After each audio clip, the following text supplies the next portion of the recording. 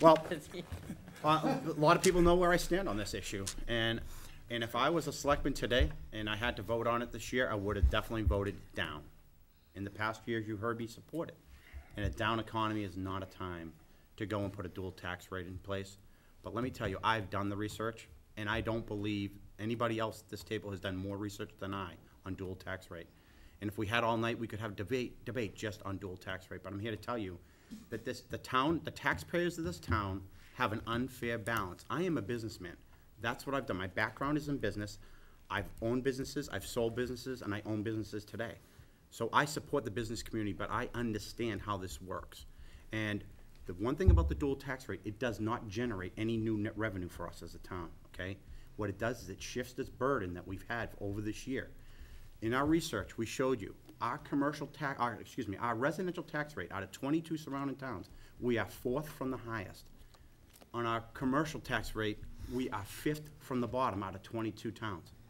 That is an unbalance. Every time there's a fee in place, because we couldn't pass an override, it gets put on us, the taxpayers, the senior citizens, everybody else in this town. It comes out of post-tax dollars. And remember, what I'm talking about here is a shift. We were trying to do a small shift, and it would have cost the property owners in some of these businesses not very much money. You know, by the way, they get to pay their taxes with pre-tax dollars. You get to pay your taxes with post-tax dollars. Big difference. And another thing, just one more comment on this. Very important. Listen to me when I tell you this. The way they assess commercial property today in our town is not the same way they tax your residential property. You get taxed on market value. Commercial gets based on what lease or rent money that property can generate. That's wrong. And, please. And Mr. Screamer. You know, I've talked to some of the officials in town about this, and I'm not opposed to a dual tax rate. You know, I don't necessarily feel that you're saying that you're business unfriendly if you have a business tax rate. I think, you know, with corporations like Walmart and McDonald's and Wendy's, I think that to hit them with a little bit more in taxes would be a windfall for the town. Would help fund some programs that right now they're unable to fund.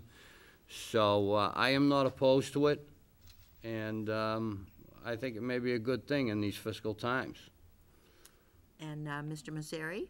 Well, I do agree with Mike and some of the things that he said, but at this point I am opposed to a dual tax rate, and I will probably remain in that position until we begin to build our business base. If we're going to sue us first, attract business, get a substantial level of business in place, and perhaps even offer incentives for businesses to come into this community, and get that in place first, then we can consider a dual tax rate, but not until then.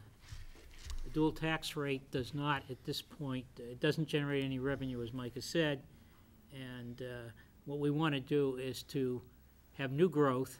New growth is new revenue, and if we can tax new growth at a higher rate going downstream, that'll be great.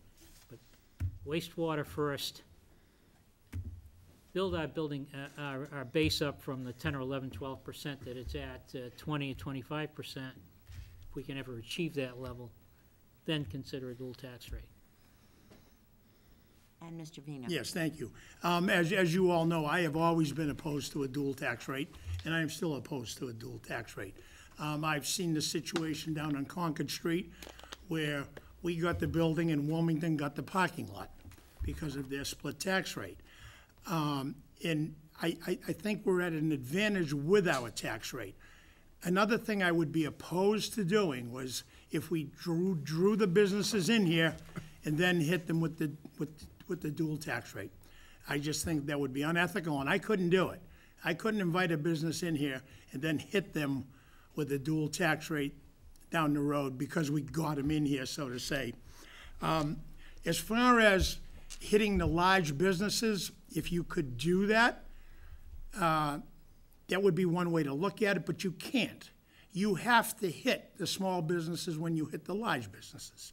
There are certain exemptions, and none of our small businesses come under the exemptions. So they would be affected. And these are the businesses who've been in this town for many, many years, some of them 53 years, just like I've been. And I just do not see it as a plus to draw business into town. As far as the business giving back more for programs, as Mr. Screamer said, I don't know how they could do that when they're paying a higher tax rate. Thank you. Okay, and you have another minute if you'd like, Thank you. Mr. I would like, Mr. thank you. You know, when we talk about dual tax rate, we're not talking about shifting from fifth from the bottom to fifth from the top. You know, when we did the research, we looked at just shifting maybe from the fifth to the eighth. It's not a significant amount when you look at it in the whole scheme of things. And I think the right time to do a dual tax rate and incorporate is when the economy comes back. We have to stay focused, marketing our town and try to bring new business in, but you don't bring them in and then throw this on them, okay? We do it when it's right. We do it when the economy's right. That's what you base it on. You don't base it on when you sell people to bring them in and then you give it to them later. I'm sorry, you base it on the economy. That's the right way to do it. And it's a shift that this town needs. The taxpayer in this town, we need this shift. It's called equality, equity. We need to be on the same page. And Mr. Screamer, and do you want to take another minute? No, I'm all set, thank you. And, sir? No, Mr. Vito? Yes, I would. It goes back before my time, but at one time, this town did have a split tax rate. And I will be honest, I do not know the reason why they shifted back to the equal tax rate, but that did happen. Should that happen as it did then, the resident takes a double hit on the increase in their taxes. So I caution you on that also. Okay, so it looks like that's all the questions we have time for, and my apology to the stack of questions, but I'm sure these gentlemen will stick around so you can ask questions individually. It's now time for the closing statements, and it's 5 minutes. You were offered for a closing statement, and we're going to begin with Mr. Screamer. In closing, I'd like to say that I care about the future of the town. I care about the town. I care about the direction in which we're headed, and through my experience, I can offer and guide the town toward a more prosperous future.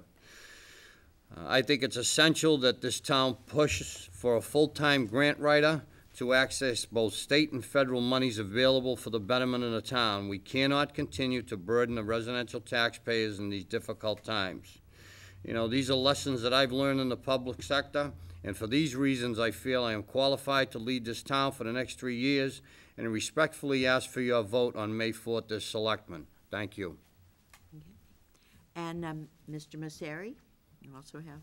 I would like to thank the League of Women Voters, Bob Torres, attendees, and my fellow candidates for providing me the opportunity to participate this evening. I'm a longtime resident of North Reading. My wife Angela and I moved here in 1966, and it is here that we raised our 3 children, all of whom are graduates of North Reading High School.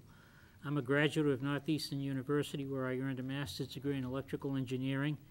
As a small business partner, my occupation permits me both the flexibility and the time to put in the many hours required to be an effective selectman and innovative leader.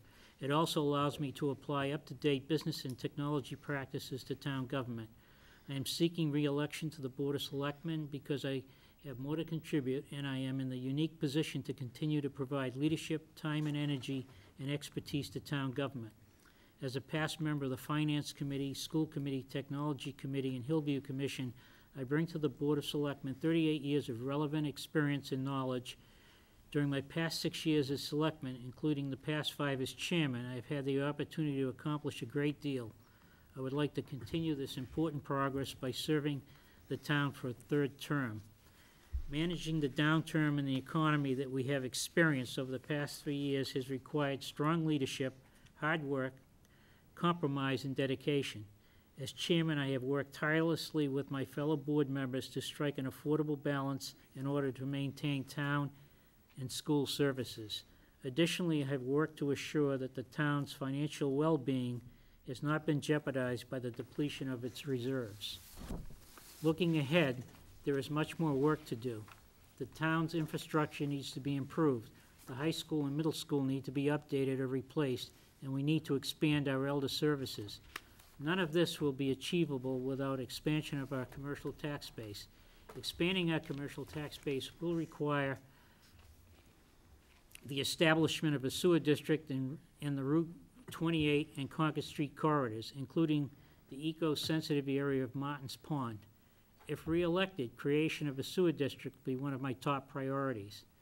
In closing, I pledge to keep an open mind and ear to the issues before us and to work diligently with my fellow board members to achieve consensus and provide the leadership necessary to bring successful resolution to all of the issues before us. I ask for your vote next Tuesday, May 4th, and commit to you that I will continue to work hard on behalf of our entire community. Again, I thank the League of Women Voters, Bob Torres, attendees, and my fellow candidates for providing me the opportunity to participate this evening. And Mr. Vina? Yes. Again, I want to thank the League of Women Voters, Bob Torres, and Madam Moderator, for this evening, for the chance to speak to you people. I've been a resident of this town for 53 years. My wife and I raised 2 children who went through the North Reading school system, excellent school system. I'm asking for your support on Tuesday, May 4th, so that I may serve another term on the Board of Selectmen. Being the first candidate to publicly come forward and announce my candidacy shows my commitment. We have many issues in the town that still need to be resolved. I believe my 15 years' experience on the Board of Selectmen will help in solving these issues. I am willing and able to devote the much-needed time to these projects. It has always been my top priority to do the best we can for all the residents when a decision has to be made. I have no conflicts of interest that preclude me from voting for what I believe is best for the residents. Also, I do not have any restrictions on doing my duties as a member of the Board of Selectmen. As a member of the Board of Selectmen, I have served as chairman for 2 years, vice chairman for 3 years, and clerk for 3 years. Experience and knowledge allows me to make fair decisions moving forward if I am reelected. This is important because I have the historical knowledge of why cuts were made to the town budgets and what we could possibly do to try to restore these cuts back into the budget. If I am reelected, one of my top priorities and goals will be to explore and find some type of tax relief for senior citizens of our town. The senior citizens built the foundation for our wonderful town, and it is time we find some tax relief for them. Having always financed my own campaign allows me to be open-minded and fair on all decisions that come before the Board of Selectmen. I am not a member of any special interest groups, but I will listen to all input before making a decision, and I encourage all residents to call me on any issues they may have a question on. I would ask that you dismiss the fact that I have not been endorsed by Nuru. I vote for what I believe is best for the town, on all matters, and not just a few special interest groups, and I have always supported education. It is important that we find a way to stay within the financial budgets and still provide the quality service we all enjoy. I know that my 15 years' experience will help attain this goal. If you would like to discuss any issues, please call me. My phone number, 978-664-4305. I would ask that you consider me for one of your votes on May 4th. Thank you. And finally, Mr. Prisco.